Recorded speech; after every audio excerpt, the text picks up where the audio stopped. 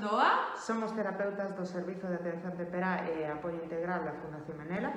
Queremos vos dar a benvida a un novo vídeo da serie Coidamos TEA, que está dentro do programa de formación a familias TEA.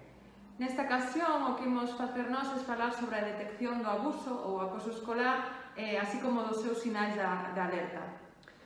O vídeo é da Federación Autismo Galicia e está financiado pola Xunta de Galicia no marco do IRPF.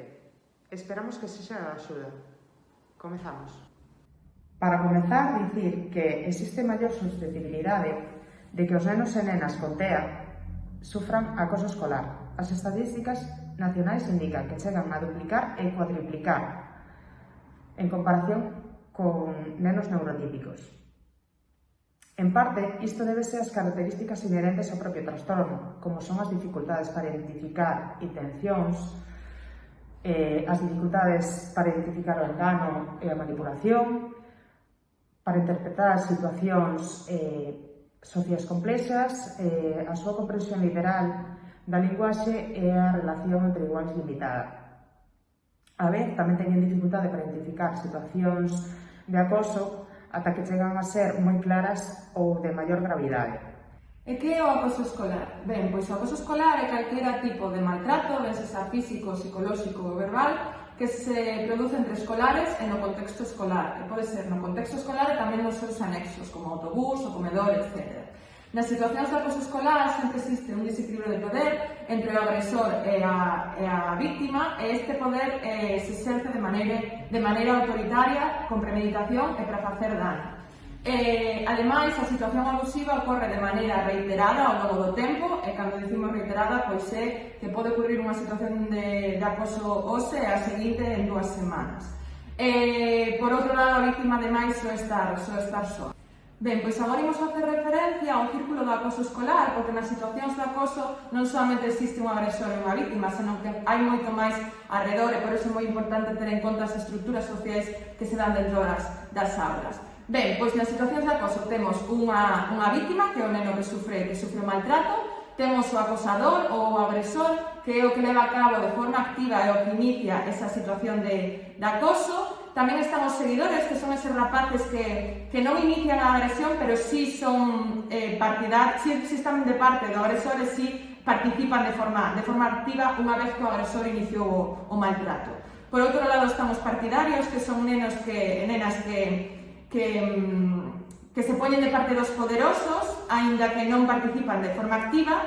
Están os testigos pasivos, que son os que observan sen facer nada, e como que isto non vai comigo. Os posibles defensores, que son os nenos e nenas que non están de acordo coa situación, que saben que está mal, pero que tampouco fan nada para feala, e os defensores, que neste caso sí son os rapaces que non están de acordo, que ademais intentan de alguna maneira frear esa situación de agresión. Ben, cales son os factores de risco? Pois sabemos que non existe un perfil claro de acosador ou de acosado, pero sí é certo que canto máis diferente é un neno ou unha nena, máis probabilidades vai ter de convertirse en víctima de acoso. Por exemplo, pois nenos que teñen dificultades sociais, como pode ser os nosos nenos e nenas con autismo, ou que se comportan de maneira diferente, ou que teñen un aspecto físico distinto. Ademais, tamén indicar que moitas veces unha situación crítica, un momento puntual, pode desencadear unha situación de acoso posterior, como pode ser porque un neno saia ao encerado a dicir a lección e non lle saia, ou se quede en blanco, ou se lle rompe o pantalón delante dos compañeros, etc. Ademais, os datos indican que os alumnos e alumnas con autismo de grado leve, onde as súas dificultades son menos visibles, teñen maior probabilidade de sufrir acoso co resto dos seus compañeros. E o que temos que ter moi claro é a diferencia entre conflito e acoso escolar. As situacións de conflito son habituais entre os escolares, cumplen unha función como é a de mellorar as áreas sociais, de cooperación, solución de problemas, etc. Por lo tanto, o conflito é unha situación accidental, que é casual, mentres que o acoso é intencional. Ademais, o conflito son situacións puntuais e o acoso é reiterado. No conflito pode existir desequilibrio de poder, pero non se exerce co afán de facer dano, mentres que no acoso sí. Ademais, nos conflitos ambas partes participan activamente, non ocorre isto no acoso escolar, Tamén no acoso escolar non hai unha relación de amizade, mentras que nas situacións de conflicto sí pode existir, e ademais, cando hai un conflicto entre escolares sempre hai unha aprendizaxe positiva, non? E que o acoso ocorre sempre da mesma maneira? Non, podemos distinguir varios tipos de acoso escolar. Por unha banda está o físico, que é o máis visible, como pode ser pegar, cuspir, dar rabazadas. Despois temos outros tipos como é o social, que pode ser verbal, poñer motes, insultos, difundir rumores, non verbal, pois poñer caras de desprezo, xestos ofensivos. Dentro deste tamén atopamos a exclusión social e o illamento. Por outra banda, tamén os danos materiais, como pode ser romper obxetos, roubar, escondelos. Outras formas son as ameazas, a falsa amizade. Tamén atopamos o acoso de carácter sexual, como pode ser o abuso ou agresión sexual e a incitación a facer actos sexuais. Como indicamos con anterioridade, coa chegada da preadolescencia e adolescencia, atopamos unha nova forma de abuso, que é o ciberacoso, onde as novas tecnoloxías son as protagonistas como forma de acosar. Isto sempre está ligado a unha situación de acoso no contexto escolar, non é algo independente, dase unha a outra. É máis persistente e intenso e ademais ten unha alta difusión. Doa, como podo saber se o meu fillo está sufrindo acoso na escola?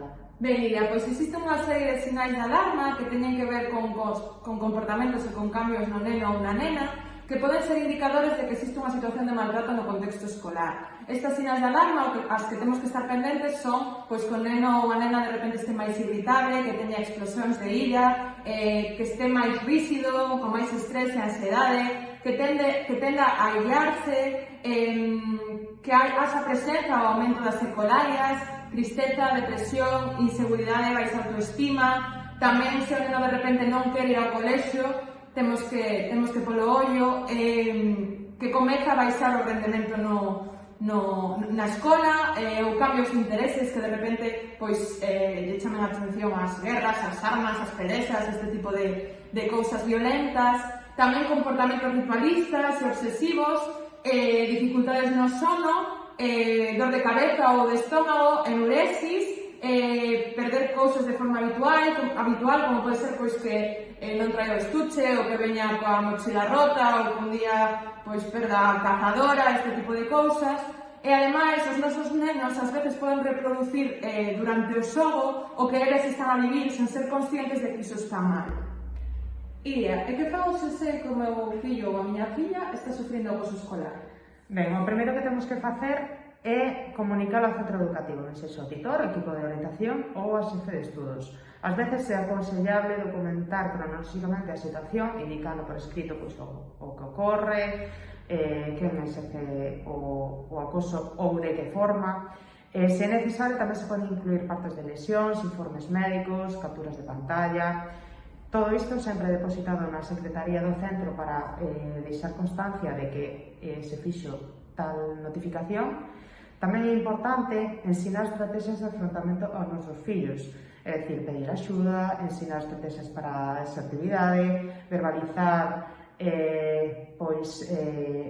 frases como déixame en paz, non me gusta, decirle ao neno que evite estar só en determinadas zonas pouco transitadas do centro, tamén proporcionarlle ferramentas para comunicar a situación do acoso, é dicir, se fose necesaria, mediante apoios visuais, promover autocontrol se fose necesario e ensinarlle a xerar alternativas para afrontar a situación.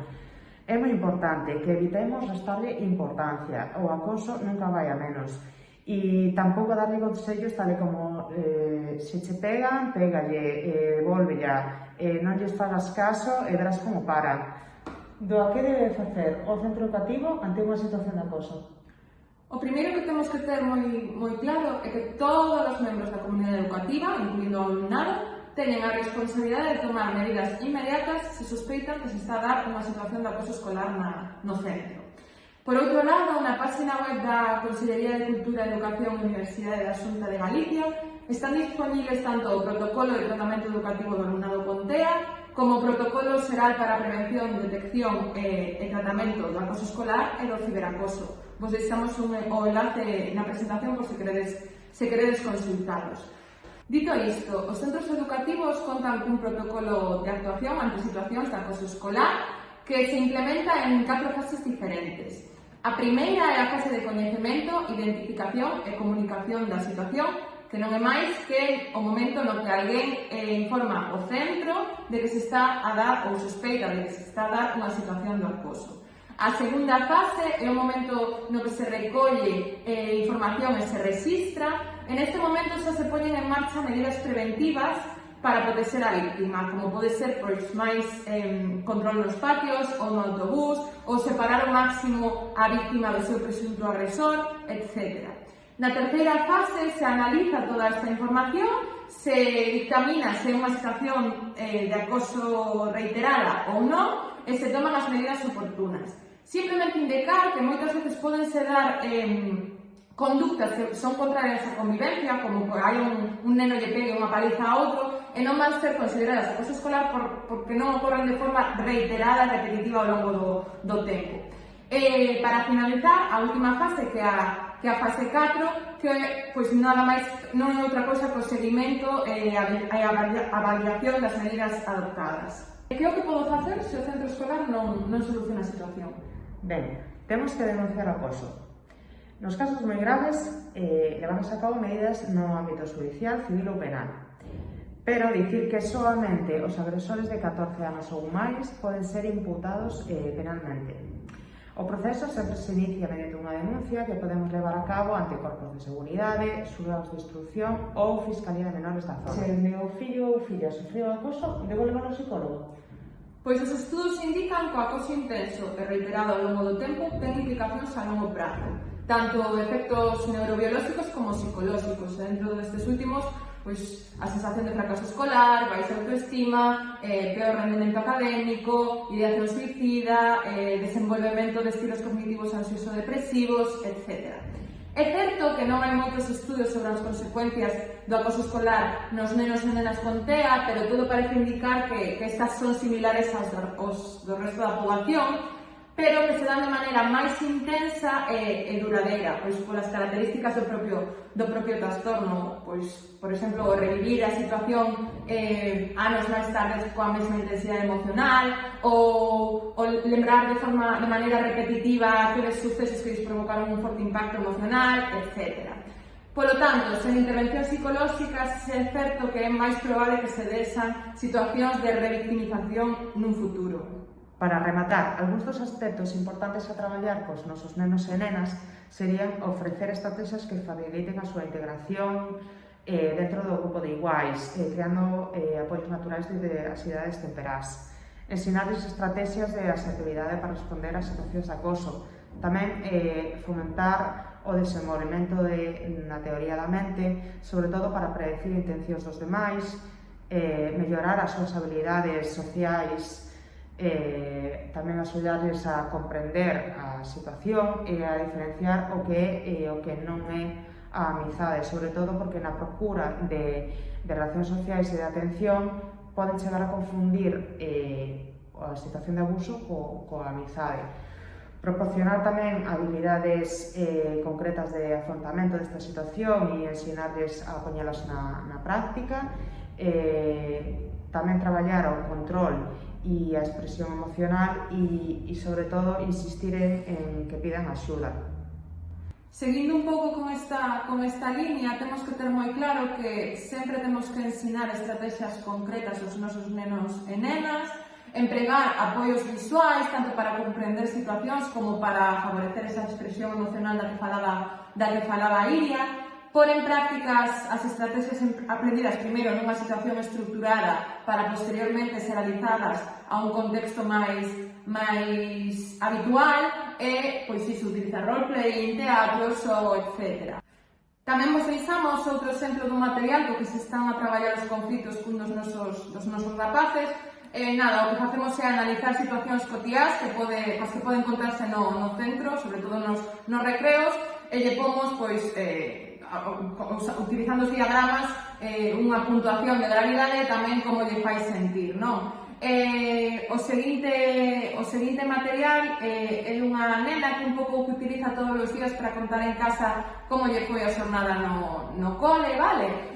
Gustalle moito dibuixar, entonces un pouco empregamos iso para fomentar que exprese as cosas que lle preocupan, o que lle gustou, o que non lle gustou, e como vedes é un material moi concreto, moi clariño, que simplemente ten que ir cubrindo. E o último, pois é un conto que o deixo aí porque si consideramos que é moi importante traballar a aceptación, a diferencia e a concienciación dos nenos e nenas dende moi pequenos. Este foi un material que empregamos cunha nena cando era pequeniña, un pouco para explicar aos seus compañeiros pois como era ela, non? Neste cuento, aunque aí non está visible, pois se contaba un pouco pois as cousas que lle poñían nerviosa porque non xogaba no patio, que podían facer os compañeiros para axudarle a xogar, bueno, un pouco en relación a todo isto. Moitas grazas pola vosa atención. Esperamos que fose de axuda. Animamos a seguir vendo os vídeos da serie Coidamos TEA. E agora, imos a dar paso ao seguinte vídeo, que trata sobre as habilidades académicas e técnicas de estudo na casa. Ata logo!